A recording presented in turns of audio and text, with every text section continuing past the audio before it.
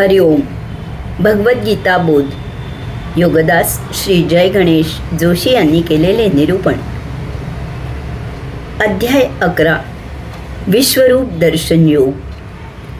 ओम श्री परमात्मने नमः. अथ एकादशोऽध्यायः. जय योगेश्वर. परम आत्म्याला नमस्कार. अध्याय 11. श्लोक क्रमांक 43. पितासि लोकस्य चराचरस्य त्वमस्य पूज्यश्च गुरुर्गरीयान् न त्वत्समोऽस्त्यभ्यधिकुतोऽन्यो लोकत्रयेऽप्यप्रतिमप्रभाव. श्लोक क्रमांक 44. तस्मात् प्रणम्य प्रणिधाय कायं प्रसादयेत् वामहमीशमेड्यं पितेव पुत्रस्य सखेव सख्यु प्रियायार्हसि देव सोडू. आपण चराचर सृष्टीतील जगताचे पिताश्री आहात, पूजनीय आहात आणि गुरूंचे गुरु आहात. जेथे तुमच्यासारखा अप्रतिम प्रभाव असलेला अन्य कोणीही नाही, तेथे यापेक्षा जास्त श्रेष्ठ असलेल्या या त्रैलोक्यात कोठून असणार. म्हणून शिरसाष्टांग नमस्कार करून आपल्या चरणी नतमस्तक होऊन प्रार्थना करण्यास योग्य अशा आपणा ईश्वराला मी प्रसन्न करू इच्छितो. पिता पुत्राचा, मित्र मित्राचा, प्रिय प्रियकराचा, तसेच देवा आपण माझा अपराध पोटात घालायला समर्थ आहात. भगवंत श्रींच्या विश्वरूप दर्शनाने अर्जुन भारावलेला आहे. त्याच्यावरील तो ईश्वरी दर्शनाचा प्रभाव अजूनही तसाच कायम आहे. त्या भावावस्थेत तो भगवंत श्रींची पुन्हा पुन्हा स्तुती करत आहे. त्यामुळे स्वाभाविकच पुनरुक्ती होत आहे. तो म्हणत आहे की आपण चराचर सृष्टीतील जगताचे पिताश्री आहात, पूजनीय आहात आणि गुरूंचे गुरु आहात.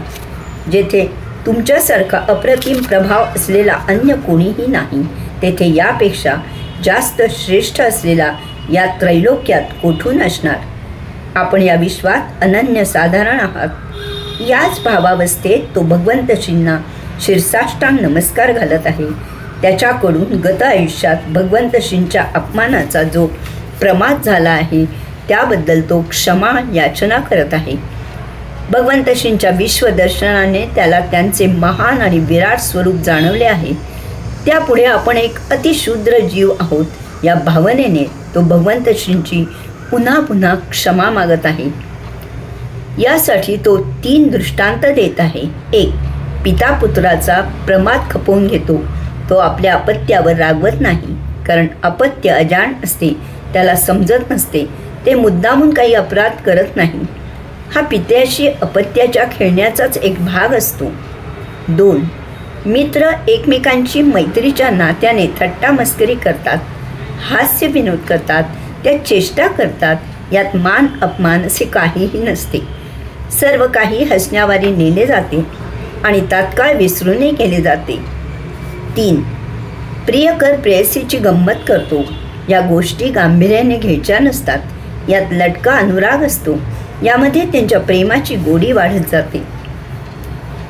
अर्जुन भगवंत श्रींना विनवित आहे की अशाच काही प्रकारे मी आपली आत्तापर्यंत थट्टा केली.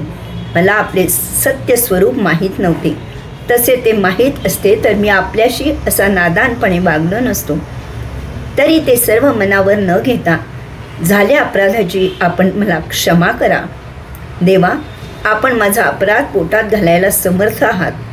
मी आपल्या चरणी विनम्र झालो आहे. आपल्याला साष्टांग नमस्कार घालत आहे.